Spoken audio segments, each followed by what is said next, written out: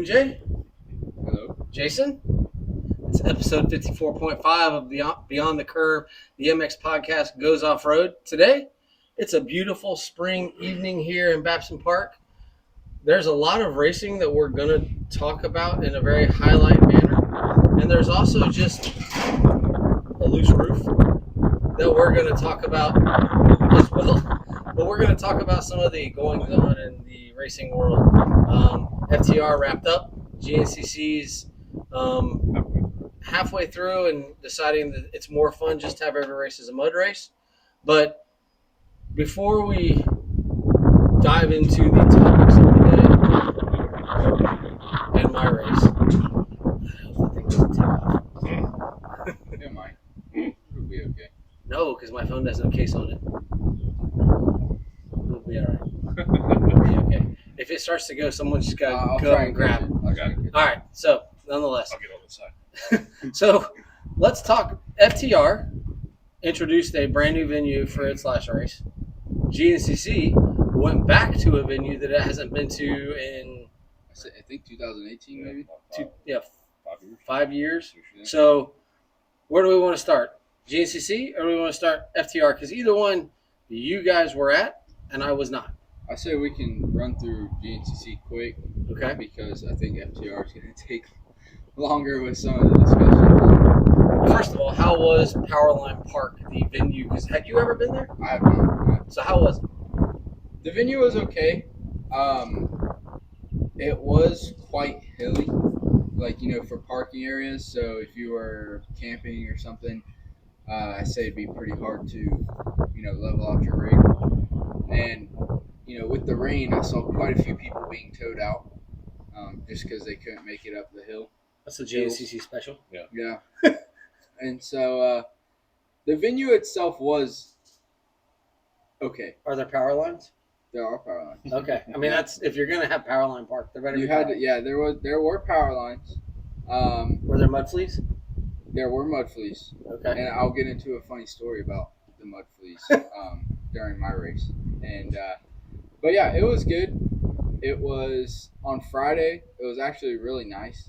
A little chilly. Low 60s, high 50s. So And- average. Yeah. Lows 50s, high 60s.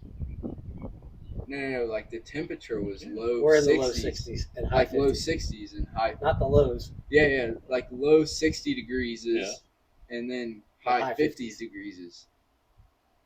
That's backwards. 50 is not higher than 60. No, but if you're in the low 60s Yeah. and the high 50s. So you're in the 60s and 50s. Yeah. Okay. You said it opposite. You said it a different way. Mathematics. So let's dive into my traveling. I put my phone on do not disturb. Oh, you guys flew, right? Yes, we did. Now, do I have a story for you guys? Because So- this is a travel podcast. This is a travel podcast. This is a Beyond the Curve goes extremely off track. And so Thursday night we're supposed to fly out 10:30 is our flight out of Orlando on the one and only the big yellow bus in the sky Spirit. And our flight gets delayed, right? Because of Just keeps- spirit or because of weather? Weather. Okay. And it just keeps getting pushed back, right? Till about 1:30 it gets pushed back to. So we're from 10:30 to 1:30, right? Now, mind you, we get to the airport about 8:30, 9 o'clock, because at this time we had already known that it was going to be at least delayed until 12, 1, and it just kept getting pushed back. So we get to the airport, like I said, about, what did I say, 8:30, 9 o'clock, somewhere in there. And then we're there hanging out, eating some food, chilling, and then we just continue to wait, and about 12:30ish we go to our gate, and we're sitting there some more until about 1:30 in the morning. We're supposed to board at like 12 something, but we're still there at 1:30. There's this drunk guy, right? I mean absolutely plastered. So that He's happens when you have walking around. delays. He's bumping into people, pushing people. About got into a fist fight with the guy. And so they got to call security, and the call delays us more. All that to say, my flight was delayed until 6:30 the next morning. So we Did you guys stay on site? yes, we got a nice sleep on the airport floor in the Frontier, one of the Frontier gates. Oh. And it was very comfortable, very nice. If you can hear my sarcasm in that. And so we finally fly out about 6:30 in the morning, and luckily it was on time. We did leave. We departed at like 6:34 or something. We finally took off, and make it to Pittsburgh because that's where we flew into. And my parents had the bright idea to call our hotel that we were supposed to stay at the night prior because we already had the hotel booked, already checked in through the Hilton app, everything like that before we knew the flight was getting delayed. And so they had the bright idea, hey, let's call them, see if we can go to the hotel. Like, when do we have to check out by? Because we had landed. What if we took off at 6:30? We would have landed about 8:30 ish. So then by the time we got to the rent-a-car and everything, it was 9, and it was about an hour and a half drive to where we were going. And so we make it to the hotel about 11-ish after we got some food and everything. And so we slept. We slept until 1 o'clock, and then we checked out because they allowed us to stay until 1 o'clock. So we got a solid 2 hours of sleep in a bed, and then went to the track, hung out for a little bit, and then it was race day the next day. So you got a different hotel from race day too? We did. Oh, okay. We did. We had a different hotel from where we stayed at. And then, All right, so we know it was another rainy day for one of the events. It wasn't rainy Sunday, but I don't think. But it was rainy on Saturday for part of the day. That place, that area had been getting rain for the week. What did that do to the track? Because when we were coming home from Cincinnati, we were passing through the storms that were moving that direction. So what did that do to the track? Is it a clay-based track? Yeah, it's actually a lot harder packed than I thought it would be. Okay. But it was extremely slick. So it was already wet, obviously, from the rain previous throughout the week. But I think it actually would have been perfect by the 2 p.m. race. I think it would have been pretty decent for our race at 11. But I think it would have been perfect for the 2 p.m. race. But that being said, it was not perfect. And that's some of the things you encounter with cross-country racing is, it decided to start raining on the start line at 11 o'clock. And then decided to stop raining at the finish line at 1 o'clock. So it rained specifically for my race. But I actually, an unpopular opinion, I love rain races. The only thing that sucks about rain races is your vision at the end of the day. And then in this circumstance, it was just so cold. And it was high 50s during the race. And so just being soaking wet. The upper end of the 50s. Yeah, the upper end. It was like 58, Highs of 59. 60s, lows of 50s. I don't think he's still not grasping it. Where does 60 come from? High 50s. Yeah, like high low 50s. 60s. Like the high end of the 50s. Like 61. What you're 60. saying makes sense. What he's saying doesn't make We're sense. saying the same thing. No. So it was. I'm also reading. So it was upper 50s Just say Yes, upper 50s. Upper 50s. Upper There we 50s. go. There we go. with rain. With rain. Okay. And Alright. It was in upper 60s in North Florida this weekend. well, that would have been nice. On Sunday morning. That would have been really nice. Upper 60s. That's nice. Mid upper 60s. In high 60s. High 66 when we left the hotel. What were the lower 60s? We didn't hit lower 60s. All right. So it's muddy. It's cold or cool. Because it can't be cold. It's cool, Oh right? no, it's cold. It's cold? It's cold. How's it cold? Because I'm wet. Okay. But you're moving. It's still cold. The movement made it worse.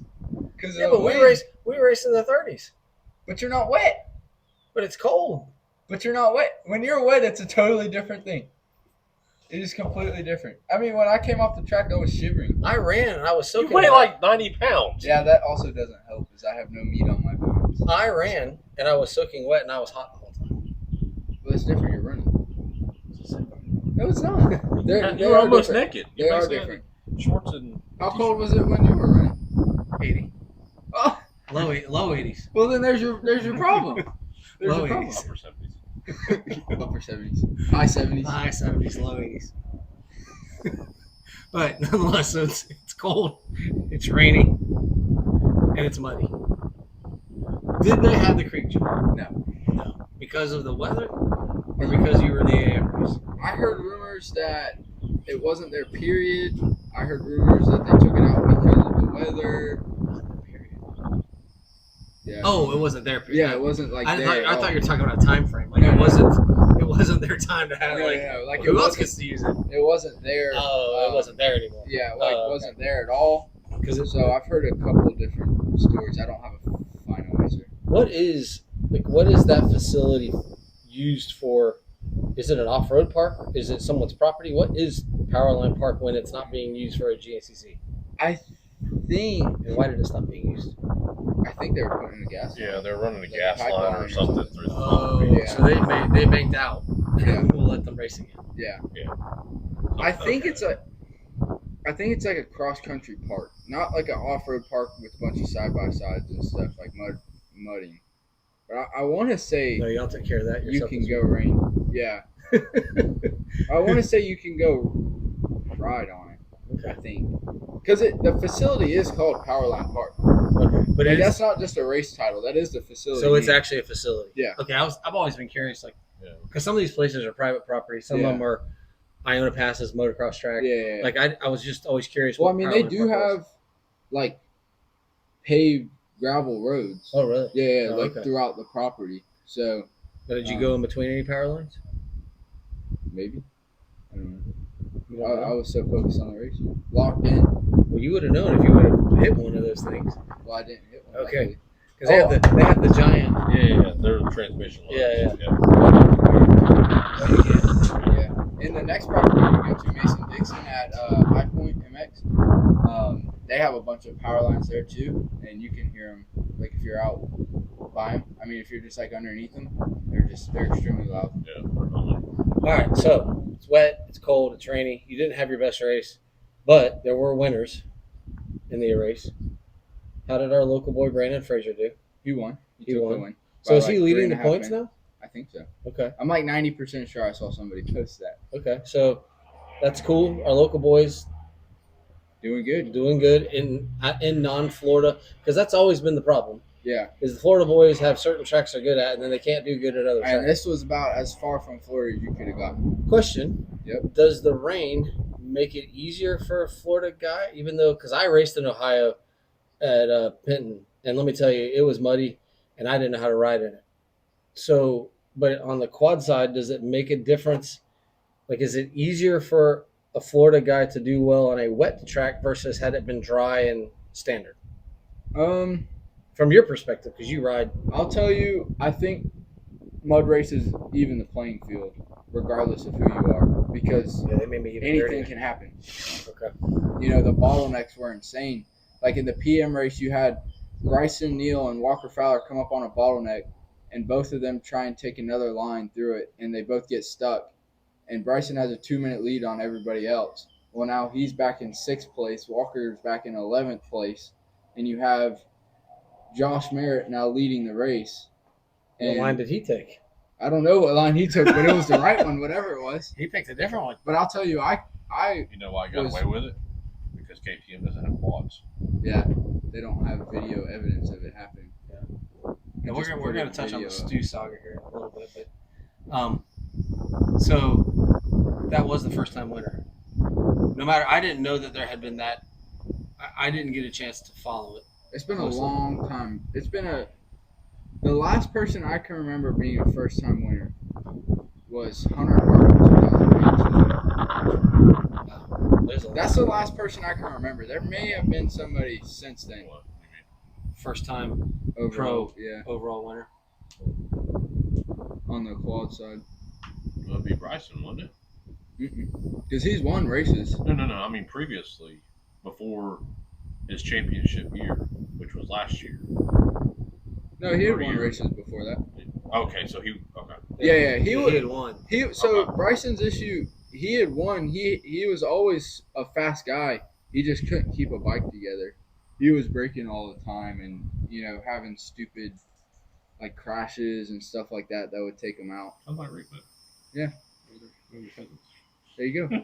Bing bang. Well, on the merit thing, it stopped raining before pro race, right? The 2:00 race. So the track's now just sloppy, nasty. The mud bogs are mud bugs. The hills are slip and slides. No matter what happened, one of the weird things with racing is everybody always wants to put asterisks on someone wins. I mean, Ryan Dungey won championships because Villapoto wasn't there, but he was there. Yeah. It's like It's his fault he was there. yeah, like Yeah. you race what's there. Obviously, Troy did something that they didn't do. They tried to do something and it backfired. Had it worked, the two of them would have been even further ahead. Yeah. But what a cool experience for a guy that's been kind of plugging away to get a win. I'm guaranteeing he doesn't care.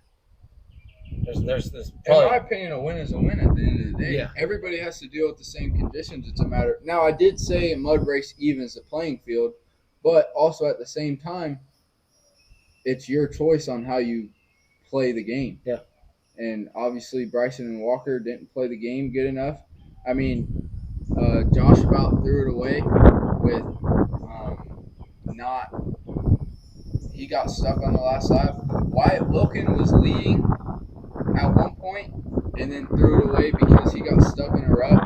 I mean, it's just it was a free for all this weekend, and I'll tell you how bad it was. The pro race was delayed by an hour and a half because they were pulling everybody out. from the AM race. Like one of my good buddies, Andrea Rogers, she races WXC. Now mind you, I was showered, redressed, all this stuff, quad loaded in Durisi's trailer, and I see this quad being towed in, and I couldn't even recognize who it was, and then she smiled and waved at me, and I was like, "Oh, that's Andrea." I pull out my phone, I look at the time. It is 3:20 in the afternoon, and she's just now being towed in. I just think it's awesome that he couldn't recognize who it was when she smiled. And he noticed the teeth. Don't get me in trouble. No, that's fine. I mean, it's the teeth, but yeah. So 3:20. So you guys started at 11. We started at 11, and she got towed That's a out long- at 3:20. It's a long wait, especially when you're covered in mud. See, That's a facial. I would not drive, fly, whatever across the country to an event that I know is going to be like that. I wouldn't waste my time. How do you know? Well, the rain wasn't. You know ahead of time. No, you don't. The rain wasn't supposed to hit till like 5 o'clock that night when we flew out I Thursday. can't trust weather reports. Yeah, I know, but well- I could be a weatherman. Well, I understand not trusting it in Florida, but you think you'd be able to trust it up north. but that's part of the allure of the cross country. Look, we went to Alabama. It rained. The very first, that one Enduro. What was it? Not the bootlegger. That one. Little Little Brown Jug. No, the Little Brown Jug's in South Carolina. Or, I'm sorry, South Carolina. We went to that one. It rained just a little bit. And that cost me an ass load of money, that trip. Why'd it cost you money? It was great. Let's see. 2 radiators, set of tires, radiator shrouds, a couple other things. He finished. Why'd you do radiators? Did you crash? No, it's because you hit trees. Yeah. When you're going down hills that are like this, that are ice, you have no control where you go. And it's not Did the wide. pros that were there hit trees too? And messed up Someone radiators? do. Yeah. Someone do. I'm just giving you a hard time. Hey. So You can line up on bikes. But we we can line up on quads, man. I bet I beat No, we did. Give me But we one. did. Okay. you. We did finish, Yeah, but and it was fun. I would. You had fun. You went back. We did go. We went to Alabama. You got back in the car and we drove. We knew it Two wasn't different raining. locations. If I know it's going to be raining in a mess, or there's a strong probability, I probably wouldn't go. So you were a fair weather racer? I was now? just about to say, No, does that make I you a am fair weather financially racer? smart and not going to intentionally destroy my equipment. Like Okeechobee, if I knew what was going to happen would have happened, I wouldn't race. Well, there's probably people that have campers that if they had known, they wouldn't have raced either. Exactly. But let's say like Sunday. You know what though? That truck now is fully equipped to be towed or to tow. I have a full tow kit in the back, hooks on the front. You're ready. I'm not He's getting ready to stuck, or if somebody else gets stuck, I can get them out. He's But ready to that go. being said, Sunday, it looked awesome there.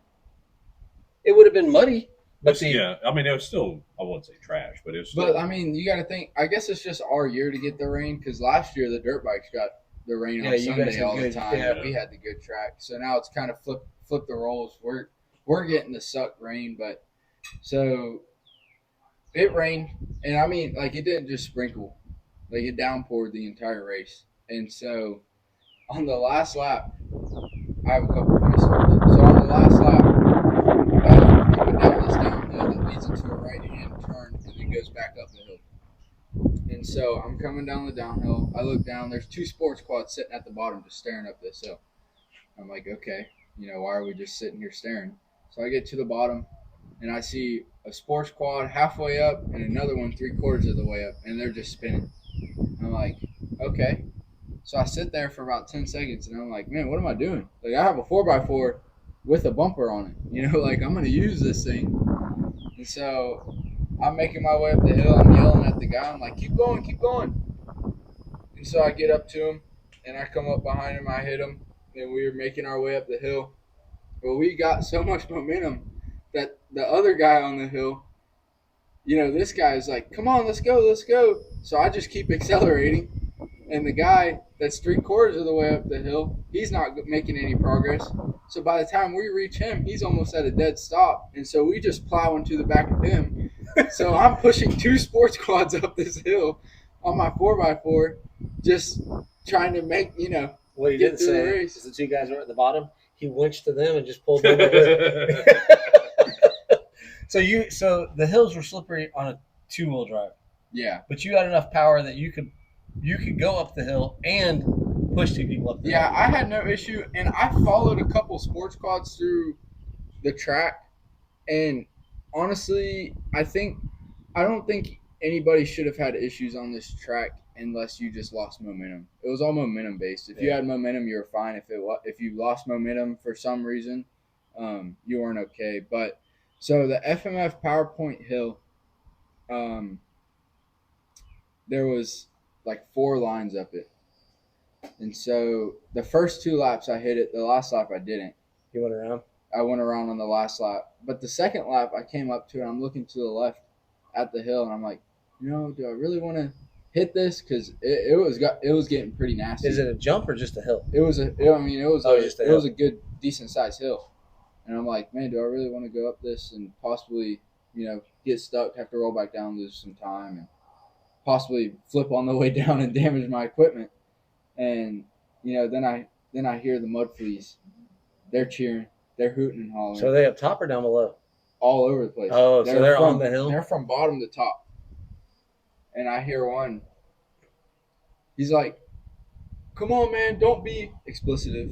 Do it. Just go hit it. And I'm like, well, if you say it that way.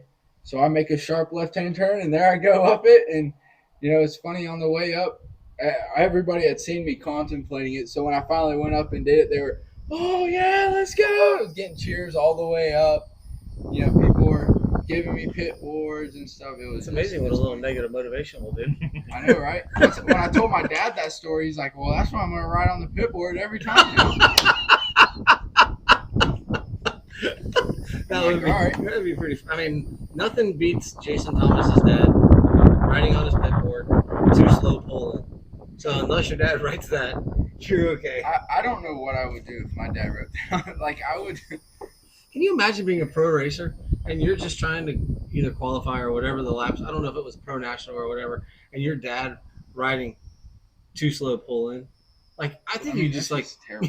You just got to hang up the boots at that point, right? I mean, like, there's no way you can continue. But overall, we had a first-time winner Mm-hmm. in the pro quad. Brandon wins on a track that's not really conducive to his Florida roots. On the bike side, Johnny, the former champion, wins his first race of the season, DeLong. Craig. Yep. Yeah. And then Gerard extends his point lead. Yep. On the women's side, we had do we have a first time winner Can't on the forget women's Grant side? Baylor getting on. No, it was Corey Steele won the Yeah. women's Corey side, Steele won the women, Yeah, she had one of the but Archer got on the podium. Yeah. Grant Baylor gets on the podium as well. The conversation was, all I saw was, is Stu okay? Yeah. He bonked. And someone wrote on there, he's been doing this a long time. I think he knows his fitness. I think he just struggled. I mean, I think I don't know what I know. He finished 10th or whatever, but it's been from everything I've seen. Ain't much been said. could you just have a bad day? I guess. You're not allowed to when you're at that level. It's Yeah, but You'll all just those get guys have been bombed on having. social The media. bad part for him is, which he's 29 points behind. So Yeah, because Gerard extended his point lead. he's still. The championship isn't out of sight, but with what he's trying to accomplish, you can't have bad days. you got 5 rounds left. But you, And Like he pretty much would have to win the rest of the season, and Johnny would have to have some bad races. excuse me, 6 rounds left. After Like this it's, I don't say it's impossible, but very highly unlikely. yeah, Johnny hasn't proven that he's apt to have bad days. Yeah. Correct. But Johnny's gonna have to have bad days for Stu to. Yeah. And unless Stu wins the rest of them, Johnny's gonna have to have a bad day too. Okay, so my question still is, when I literally see on a social post, is Stu okay? I thought the guy had like a massive crash, and then I start reading all the comments, and it's he bonked, he did this, he should be able to train different. And I'm like, I feel like he's got his, like he didn't go win a race 2 weeks ago and not be able to ride Yeah. 2 weeks later. Something happened. Don't know what happened. Maybe he was sick. Even him being sick, he's a pretty bad dude. Like Yeah. Thinking something had maybe with the bike, or he just went down at some point, got stuck, and just put him way like I back. said, it's been pretty quiet because even sometimes his wife will post comments that allude to, and like she hasn't said. So something happened. That's that- what leads me to think bike though. We're not the If they're church not of wanting to. talk about it. Yeah. We're not the church of Stu, but we do like his kind of his attitude towards the racing and the fans. And He's what racing should be. Like it was either last GNCC or the one before. He posted a video. It was on, I think it's Friday night. It was either Friday or Saturday night, one or the other. And it was them, his whole group, under the tent at their semi.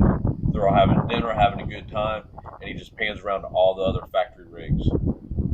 Nobody. Yeah. And he's like, "This is the way it should be," and it is. Like, Yeah. like they're Absolutely. having a good time. Everything's ready. Like everybody else lights out. There's nobody around. It's like, that's and I know the team is hip along with the support cast, but his support cast is having a good year. Yeah. The 250B rider, the women's rider, many XE1. yeah, mini XC1 guy. They're having a good season. Yeah. Overall, and I know like he is the face of it, but for a private tier team, they're having success. Oh yeah. So It's just his end. I know he wants the his time is about up, Yeah. and he knows that, and he's trying to get that one XC1 championship before it's over. You know, and Kevin Windham didn't get one in Supercross. Yeah. And it's just it was who he raced against. Kevin Windham was always second best guy. But there's nobody's been out against Kevin Windham his whole career. Yeah. Kevin There- Windham was out against himself sometimes. There's a lot of people Yeah. in GNCC that are completely against Stu Baylor. Yeah. Because he is the epitome of what they despise. Yeah. So if he can come out and win a championship, it's pretty much giving all of them the finger and being like, And he might actually give him the finger. well, yeah, I mean, He probably would. So to wrap up the GNCC talk, would you like to go back to Powerline? Was it a place that you'd like to go back to again, and maybe it'd be drier? when it's dry. Yeah, I'd go back for sure. So part of the first lap before the rain really soaked into the ground. Kind of like the year I went to Ironman and did. The first lap was pretty awesome. Yeah, Yeah. exactly. And the track was amazing. Like, I would love to race that track in the dry because I think it actually have a really good flow and everything. So, long story short, yes, I would like to go back. I hope it's on the schedule for next year and it's dry. Has there been talk about it? I would assume it'd be back as a regular thing now that it's back open. Yeah. You know, now that the pipeline's Well, done. it gives them a chance to not have to do 2 rounds someplace. Yeah, exactly, because they took out Burr Oak for to do this one. Yeah. Now the only complaint is, you know, you got 2 Indiana rounds, which kind of sucks for travel. But at least they're straight shots. Yeah. And really, if you really think about it, they're very central. I know that they're up there, but for all the Pennsylvania, New York, all that contingent, it's only like for the Ohio, Kentucky, North Carolina, it's only like 5.5, 6 hours. It's just the people coming out of the South, but luckily it's literally a straight shot. I mean, it is a pain in the ass drive, but it is a straight shot. So we'd like to go back to Powerline. Yes. The racing on Sunday, it was dirty, but the track looked a lot better on Sunday. So yeah, it wasn't as. So I would love to see that place kind of dry. Like John Penton is completely different when it's dry versus wet. Yeah, like it's a completely different animal. Like Florida sucks, but Florida courses, they're pretty much the same when it rains. Like unless you get Okeechobee. Yeah. Actually, sometimes when it rains, they get better. But up north, man, but up north, if you don't know how to ride on snot on concrete, it's like impossible to ride. Yeah, well, see, that's the thing. Being from down here, we have no way of even training. Yeah, you can't replicate that. I guess we could go to those slick track go-kart things where they put the water on it. Yeah, we could just try to ride on that. So I mean, that's a whole nother. Yeah, there's no way to practice that. I mean, if you pan out, all you see is white sand. That's what we have. But from one reestablished venue to a club going out and getting a new venue, how was the Alachua? Like, besides the great food that you found in Alachua, city of Alachua, how was the facility? I know we'll dive into your race and what a good Samaritan you are. And, oh boy, it's just that. But how was the facility in the area? So we stayed at a brand new Hampton Inn. It was like brand new. Not remodeled. Newer than the one we stayed at when we went up to the... Really? That was remodeled. This was like brand spanking new. Oh. So we stayed at a brand new hotel, which was nice. Gunnar had a great time. It's straight up 75, well, Turnpike 75, and straight up. And then some back roads to get there. Me and Mindy had a conversation a few times. Like, whenever you go up 75 or anywhere up in that region, it's like once you cross that line, Florida looks beautiful. Yeah, you don't think you're in Florida anymore. Once you get north of Tampa. Yes. So like going up the Turnpike, which a lot of has changed since the last time I've been up through, which was last year with y'all. Pretty much, you got the villages on both sides of the Turnpike now, all the way to Oklahoma. And then it stops. That's a lot of sexually transmitted disease crossing over the highway. But it's a good time. Yeah. I mean, they got their bridge now and everything, I saw a pineapple upside down. That's scary. That's scary. But I made the comment to her several times. I'm like, going up there once we got past that point, I'm like, doesn't this look different than where we're... She just... So I know it still looks like Florida. I'm like, we don't have this down there where we are. So once you got further up there and then you turned off, it got more northern-ish to me. So I didn't run the enduro they had there at the beginning of the year. I'm not sure. So I guess part of where we were was reused and part of it was new. Okay. I don't know what was what. Yeah. So like you turn down just a side small road, kind of like going into Okeechobee. You turn off whatever main road, and then you turn on a side road. It's narrow. Yeah. You get down there, and like the track's right there next to the road. There's several gates and everything, and there's people. Because we got there during the quad race was still going on. There was people down the hard road at these gates watching and stuff. So I'm like, okay, well, maybe they're letting us out or whatever. So we get down in there, and the layout was kind of different than what we're typically used to. So like you pull into the property, you pay.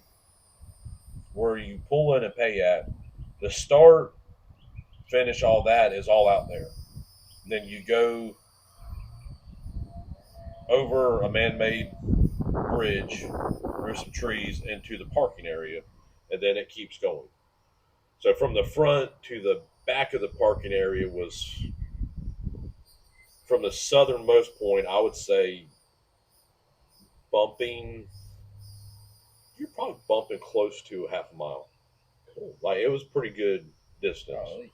Are they pushing for a GNCC? No, it's not that size. It's not that It's big, just okay. it's just a long strip. yeah. You had the front parking area, then you had to go through another gate to go to the back park. So we ended up parking and leaving the trailer in the back park. The next morning when we got there, we hooked up to the trailer. We brought it back out to where the dumpsters and you signed in at, and parked right across the street from the start. Because I'm like, it's stupid to be parked all the way back here to ride all the way up. Like you can't see nothing. Like everything's way up there. Yeah. So parked back up there and parked across from the start. The property was nice. The problem I have with it is 3/4 of the track was nothing but clear cut, wide open. Oh. The other quarter was beautiful woods, great, awesome single track. Nothing had really touched most of it, but bike. Like it was nice. But the wide open, clear cut stuff, Like Jeep Road type stuff, or no, like they went through that and clear cut it and left all the stumps, everything like that, and it's wide open. Kind of like what the Georgia GNCC was last year when they clear cut the property. Yeah. Oh. So you don't know what you're about to hit. exactly, and you don't know what it is until it's too late. So that I was not. So like we started off, and we got into a little bit of that. I'm like, okay, well, it kept on and it progressed, and then you go into woods for a minute, and then you pop out and you're on more of that, and then towards the end of it, you were on some of that had rock mixed in with. Like it was just, they kept getting worse and worse. So if they would have stayed out, in my opinion, if they would have stayed out of that crap and stayed in the woods. Because it looked like there was, from overhead shot, it looked like there was a lot of woods. Those are old pictures. Those aren't the new clear cut pictures. So they forested this property. Yes, this has been done recently. Oh. Yeah, this isn't like old. This is somewhat recent. Because like when we did the enduro at Richland, they had clear cut some of that, but it was pretty easy to tell where we were going. Yeah. But here when they're cutting, yeah, like it was the dirt up there. I mean, obviously it's Florida, you're gonna have sand, but it was more. Everything up there was more loamy-ish. Okay. The parking area was a dust bowl. Really? The track was perfect. Well, that's funny. Yeah. The track, there was actually a couple wet areas on Sunday where if you got off too far, like you were done. But like the moisture in the dirt was perfect. No dust. Like it was great. But the parking area was a dust bowl. It was to me, anybody with any sense knew to back it down because there's just too much stuff you could hit, or you didn't know you hit until it was too late, or oh shit, it was one of them. Even in the one lap that I did, up until the point where I stopped, which that all happened at a 3 mile marker. From there, finishing out the last 7 miles, I had numerous close calls. The final one was, we were in a wood section, just, bebopping along, just a gradual turn, nothing crazy, just going. All of a sudden, the front end knifes, the front end loads, the bike comes up in the air, and I do a 180 and spin all the way around and land. So did you see what you hit? Nope, ain't got a clue. but it hung the front end and grabbed it and loaded it enough to lift the bike and spin me around. I never fell off. I just downshifted, and I'm like, I'm done. There's way. I've gone 7 miles at a decent pace, and there's been too many almost. Yeah. And I'm not like, I'm just riding. Like, I'm not pushing, and things are happening. It's like, no, it's time to be done. Now, the only negative I saw was there was a light turnout, which I never understood. This is our furthest north race. They used to do Chipley the same way. When it went to the last race of the year, people didn't go to it. Yeah. I feel like if we're trying to get clubs to go out and find property, maybe we should reward them with not being the last race of the season. And also, it was Mother's Day. Well, this one was added after the fact. Okay. Yeah, this was not a. Oh yeah, this was the 11th race, wasn't it? This wasn't scheduled. This was added after the fact. Now, this race right now is scheduled to be the first one for next season. Okay. It was. I mean, yeah. Was it a lighter than what we're used to turnout? Yes. Was it more of a? What the old turnout used to be? Yes, Yeah. that's more accurate. Yeah. So was there still a good weekend? Yeah, but there were still some lines that were their normal massive self, and then there were some where instead of 10 you had 5 or you had 6. Like it was shrunk down, but it was a smaller turnout, but it wasn't a bad turnout.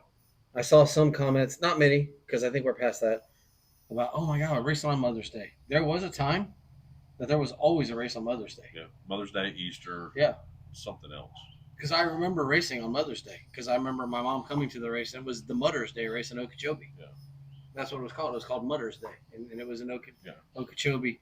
Huh. So I would like to go back and do the enduro they have there to see how it looks, what the difference is.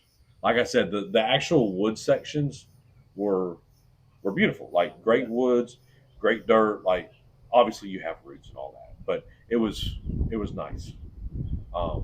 It was just the clear cut open stuff. I'm not a fan of that. It's just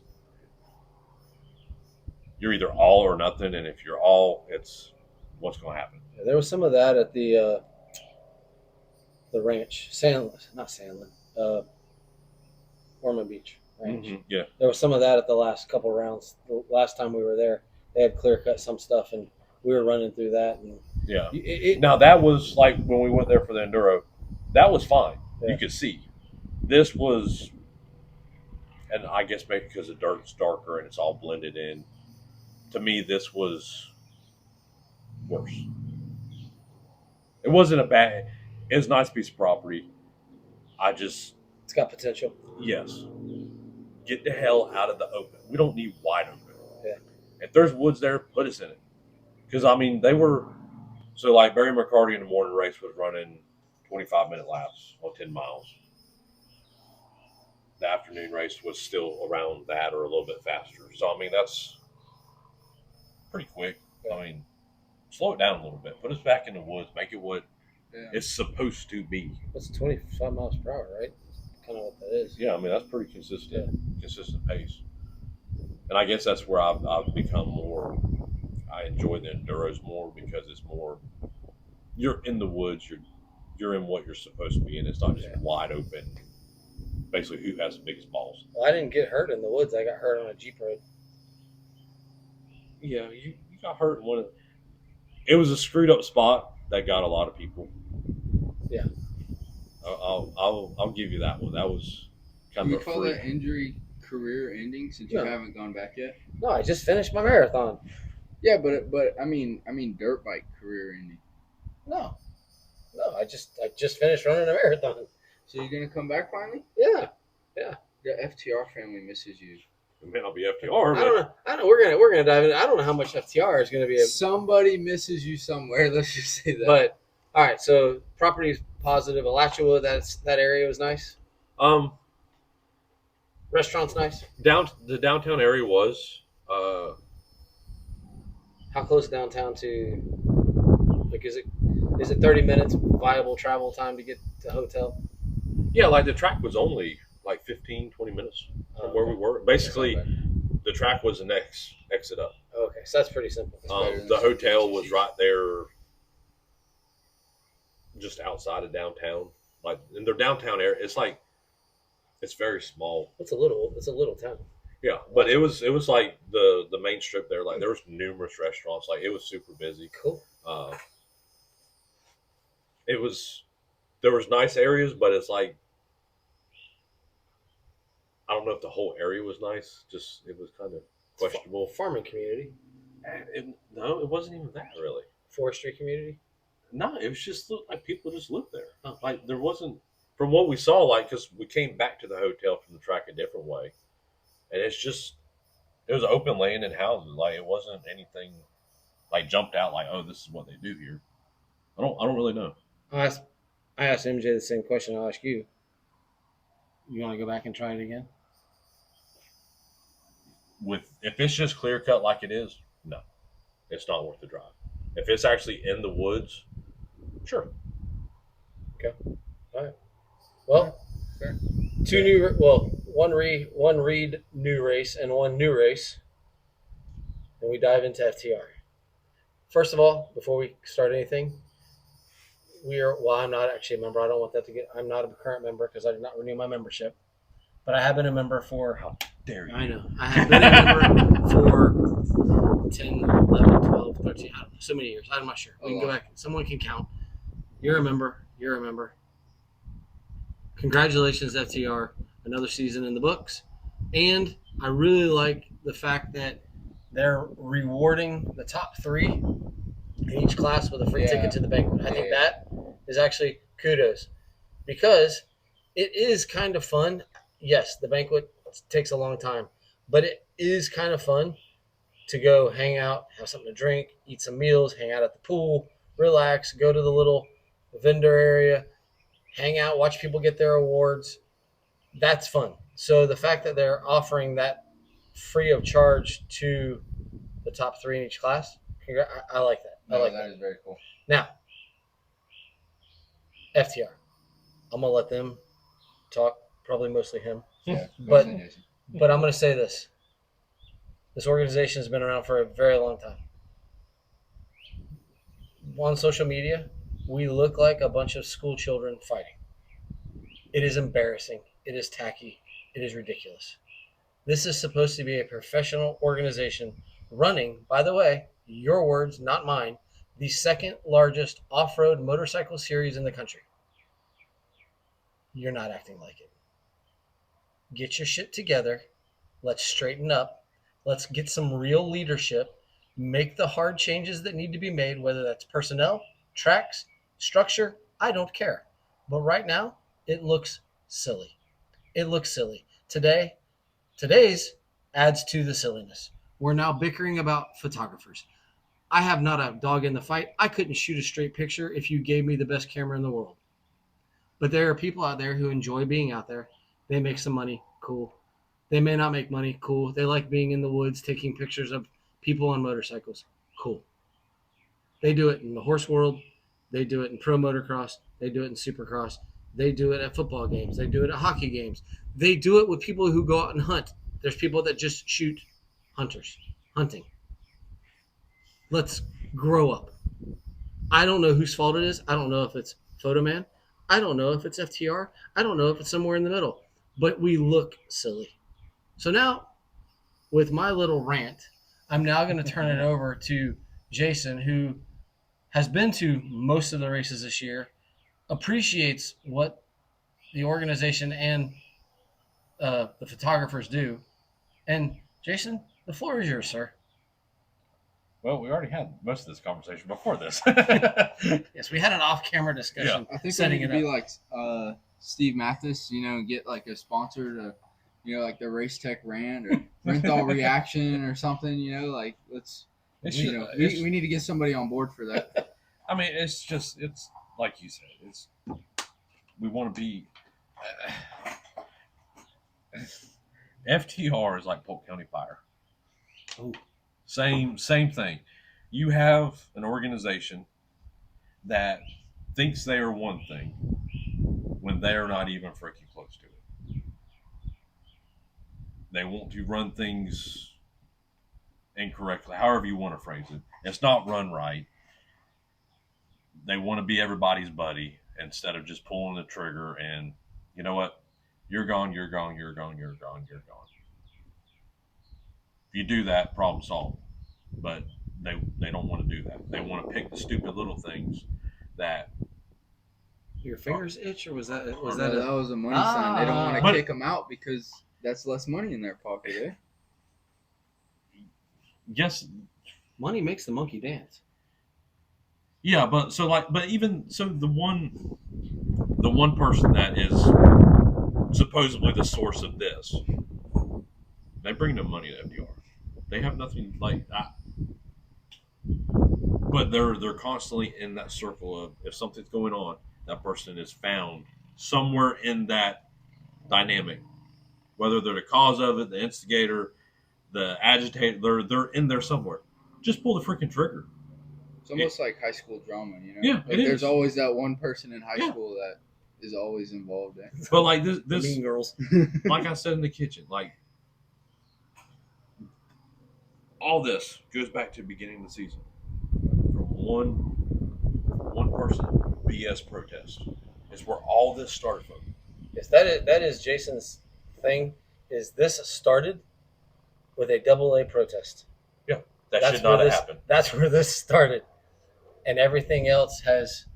It's escalated from there, and it has not stopped. And it will It's like an quiet- upside down Christmas tree. Yeah, it quiets down, and then it blows back up, and it's another piece, and it just keeps going and going and going, and it's at some point something has to happen. That's why, like Polk County Fire, we are still under investigation, being audited of our entire department, the entire county. That's how screwed up we are. Yeah. That's what needs to happen here. Is there needs to be a massive clean house, start over. If that means, you know what, we shut down for a year and reorganize and start over, so be it.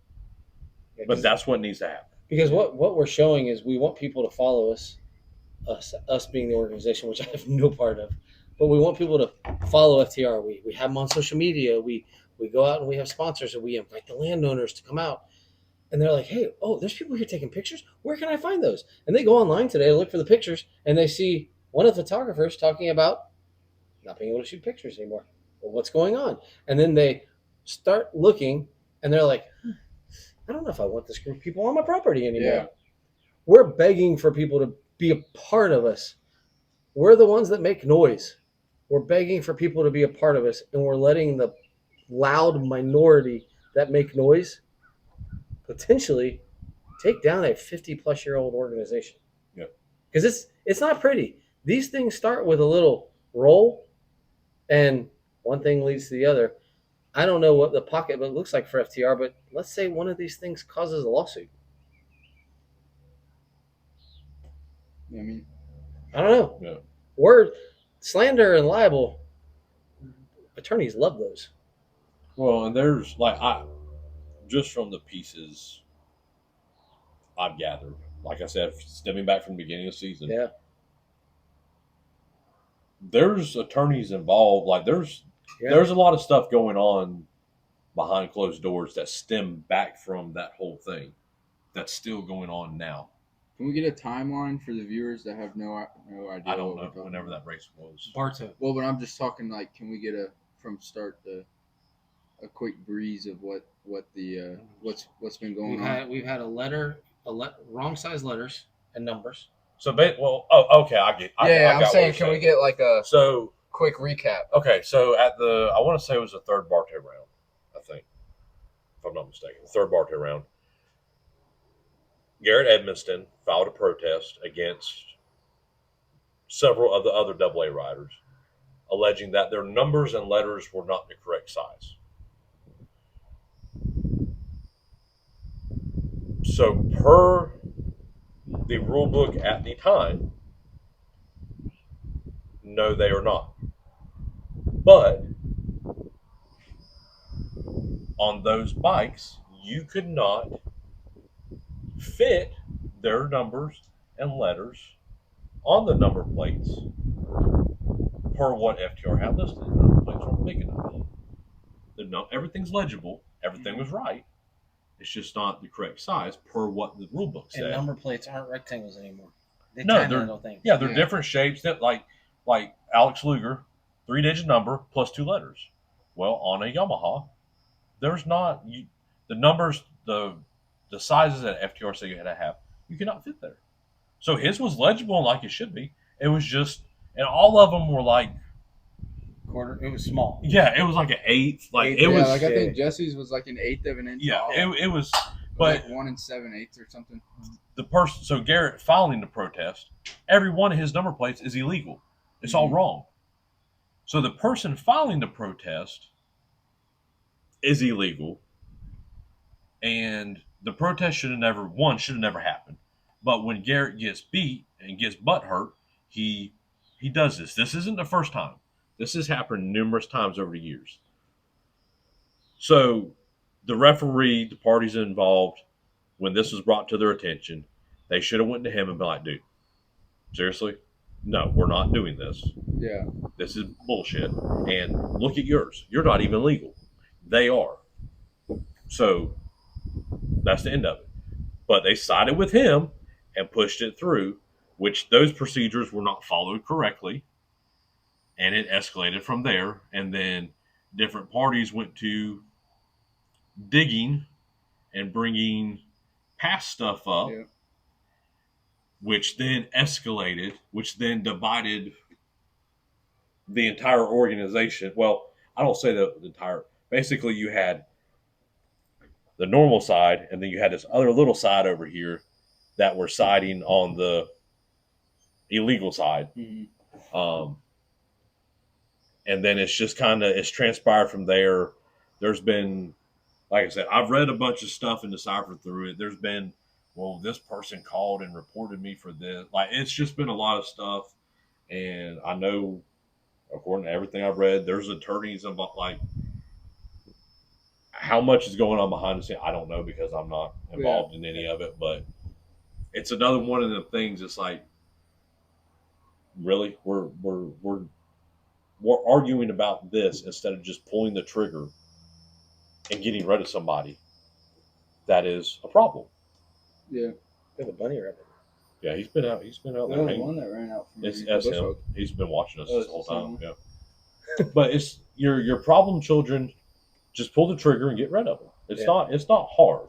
And I feel like part of this is too, and this was something that goes further back. It doesn't have anything to do with litigation or protest, but the organization grew quickly.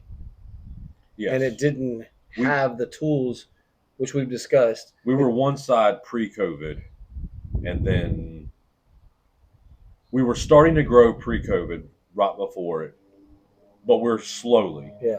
And then post-COVID, It exploded. we didn't double in size, but we probably went up at least a quarter of our size pretty much overnight, which went from, say 600-700 rider average to bumping 1,000 at every event overnight. And what happens in those, if you look in the corporate world, everybody wants growth, but non-controllable growth has caused organizations to shut down because they didn't have the structure that was scalable to handle that growth. And but going back, when I was on board of directors, there were parties in charge that, oh, we need to grow, we need to grow, we need to grow. And you had other parties that were like, no, we don't, no, we don't. This is why. No, we need to get bigger, we need to get bigger. Well, guess what? You got bigger. And now you're sitting there like this, not doing anything when there's numerous problems. Same way City of Lake Wales. Mm-hmm. I mean, same exact. Yeah. You want to grow, but what are we doing to? Yeah. I mean, we're sinking $10 million into our downtown, and yeah, who's going to go downtown to look at downtown? Yeah. Nobody's coming off of the highway to look at downtown. Yeah.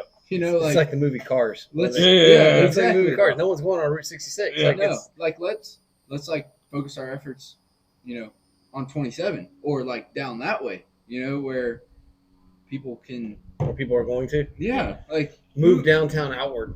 Like move downtown. Yeah, but out. We got to keep it historic, and they're sinking $10 million into 2 streets Yeah. Like they consider downtown just those two streets. Yeah. I mean, like, imagine what the city of Lake Wales could do with $10 million. I mean, they could do a lot of stuff. Start a free golf cart riding service downtown. But back to the FTR That was a stuff. rant off. This is something that I don't know if it'll be the demise at this point or if it'll be a strengthener. But I do know that I just want to go. Everybody wants you to be a part of a club, be a part, see how it works. Well, I was a part of a club. Yeah, so far. I was an area director. Yeah, so You've been a part of a club. Mhm. Well, there are people out there, like I'm part of Rotary. There are people in my Rotary club that they live and die with everything that Rotary does. And it's awesome that there are people that are like that. I go to Rotary events, I help with Rotary events, but I'm not a live and die Rotarian. Well, I like FTR. I've been a part of all of it. But I have realized I just like to go race. Yeah. I just want to go race. Yeah. And I'm very appreciative, I think, every time I go to a race. I don't care if it's a GNCC, a SORX, and National Enduro. I thank all the people that are there. Yeah. Thank you, man. Thank you so much. Thank you. When we ran our marathon, I probably got exhausted thanking police officers and volunteers that were out on the course because, yes, they're getting paid. The police officers are, but the volunteers, they do this every year. It's part of their corporate stuff or whatever, or their church. But they don't have to be there. Yeah. Nobody in FTR. There's very few people in FTR that have to be there. Donnie Richardson, he doesn't have to be there. No.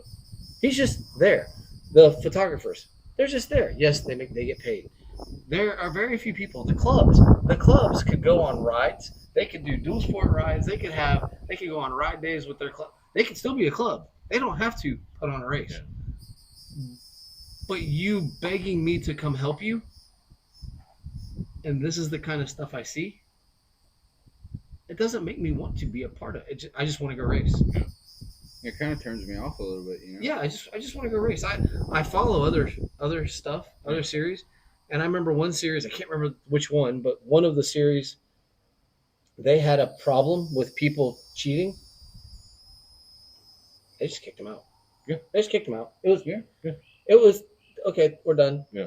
And I know that there's been at where was it?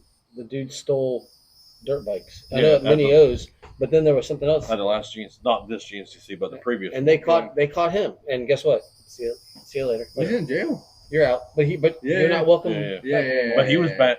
They also banned him from Mid East and a couple other. Like I've seen a few things. Like apparently this kid's known. Yeah. For this kind of shit, and he finally got caught enough that. But those are the kind of things. I'm not saying that any of that, but stuff happened. Apparently, stuff happened at the last round of the FTR race too, where people had stuff removed without. Yeah, at Ormond Beach, I didn't see anything from this one, but at Ormond Beach there was a couple of issues. So my thought is the leadership. You don't have to be our friends. Like the worst thing that happened is parents becoming their child's friends. You're our leader. The France family, they appreciate the Hendricks races. They love Kyle Larson. But if Kyle Larson screws up, Kyle Larson is going to pay for that. Mm-hmm. Chase Elliott missed a race because he crashed a fellow competitor on purpose. He was suspended for a race. You don't have to be our friend. You have to put on a good organization. You can be nice at the meetings, But you're there to do a job. but you can follow Yeah. the rules. You can set the rules. If we don't like you, but you put on, do you know how many people hate Davey Coombs and they keep going to outdoor nationals and GNCCs Yeah. because they put on a Yeah. good product? Well, it's as simple as so if you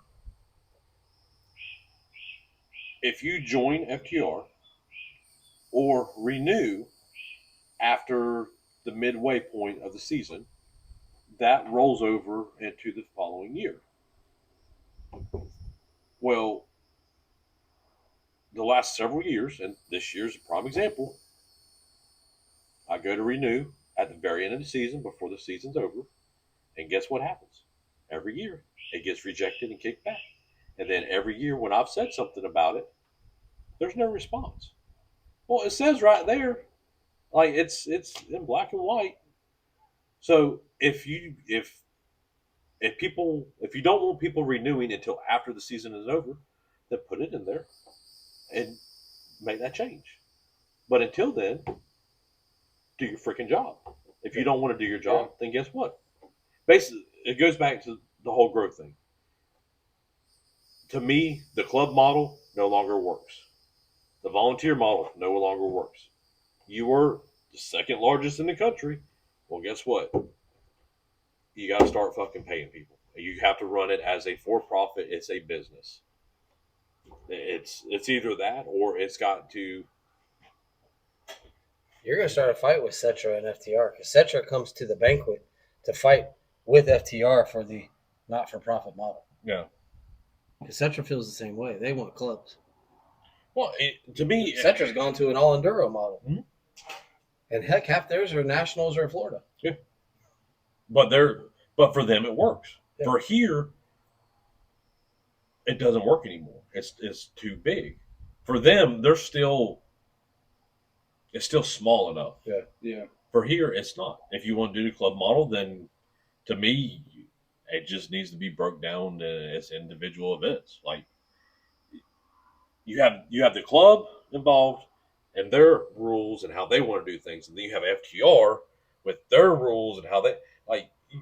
You can't have two different things with two different sets of rules running one event. It doesn't work. When you go to the same piece of property, 3 sets of rules because now we're AMA sanctioned. So you're trying to follow the club, and you're trying to follow FTR, and then you're trying to follow AMA. Yeah, you gotta. But that brings up another point. So was it after the last race? Did you see we talked about it, the C Open guy? Oh yeah, that guy. So. That was destroying everybody. Yeah. Yeah. So when the kid left FTR, he was riding A250. He's gone for 6, 7, 8 years, whatever it is. Comes back, shows back up in beginner, and then obviously dominates everybody in beginner, and then goes to C and rides C Open, and same thing, just dominates. Well, then he's finally caught, and they're like, "Oh my God, how did this happen?" Well, that's a good question. How did it happen? Our database should be, you type in MJ Udonis, it pulls up, at minimum, your last entry, whenever that might have been, 5 years ago. Okay, MJ was Quad A Open. Okay, guess what? Per the rules, you have to ride that class and get enough finishes to then be able to petition to go back. Yeah. Same thing with this. Well, how did that kid? How is he not in? It has to be the red flags not thrown out. Yeah. How is? But you know what? Much less start back in beginner. That's my excuse on why I never won a beginner race right there. That even with that goes back to like with Gunner. At one of the races, had a kid show up riding PWC. Completely obliterates the entire class, laps the entire class. I go up and question it, and they're like, "We're watching them." There ain't no fucking watching. No, your score does not count. You're disqualified because you're obviously in the wrong class. Next class or next race, you show up in B class. Yeah. If you show up in C again, then you're done. Like it's not quick. Well, there are dominating rules. Yes. Like it's there, but nobody wants to do their job. Yeah. And the favorite people thing is go read the rule book. The thing is like Tim Nordell and them, they're paid employees. Mm-hmm. You are paid to do a job, but they refuse to do it. So it's a disaster. Like it's can you show up and go sit in your corner and probably not be involved in anything? Yes. But you're going to see it the next day, or at some point you're going to be wrapped up. Like it's hard. It's hard not to be a part. Like everybody gets touched by it in some way, shape, or form at some point. Unless you don't go on social media, but you want to go on social media because you want to see what people thought about the race. Yeah. And I'm going online because I didn't go to either one this weekend because I wanted to stay home for one weekend. And I go online, and all I see is this, and I'm like, wait a second, there's photography.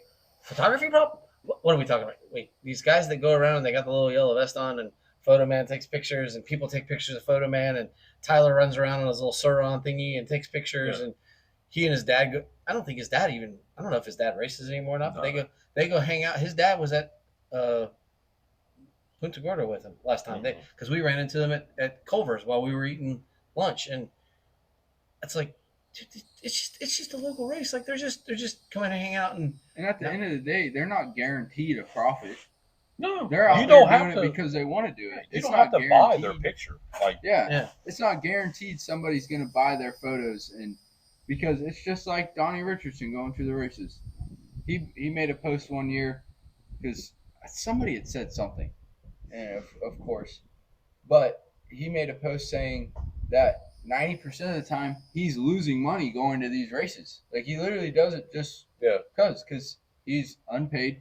He's got to spend his gas to get there. Yeah. He's got to take his PTO time off work. Yeah. I mean, you have these people that are willing to volunteer their time. Like I know Miss Averett works, and she's constantly fighting for her PTO time to be able to come out to the races. Like it's not like they're just coming out here to make a profit. They're taking time off from work or from this or that, you know. Yeah.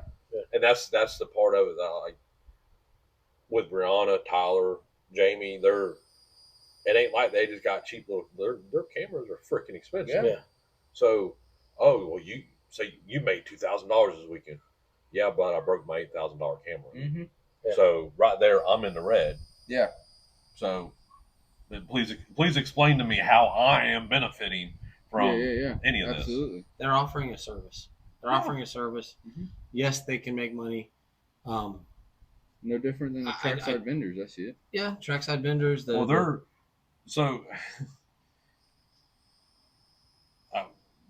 Once we were starting, I was scrolling through, and some guy, kid, whatever he is, was commenting that Kyle was liking, but what the kid was alluding to is basically all the vendors need to pay. We need to have a paid photographer and this and that and da da da da da da da da. Okay, well y'all won't pay for anything else. So what makes you think we're going to pay for a photographer? They whine about the entry fees, eh? Yeah, like this one guy, Randy Carson. Well, everybody needs to contribute financially and volunteer and do this and do that. And he's talking about, because I asked him, well, I'm a paying member. What else do I need to do financially? Well, not you, the vendors.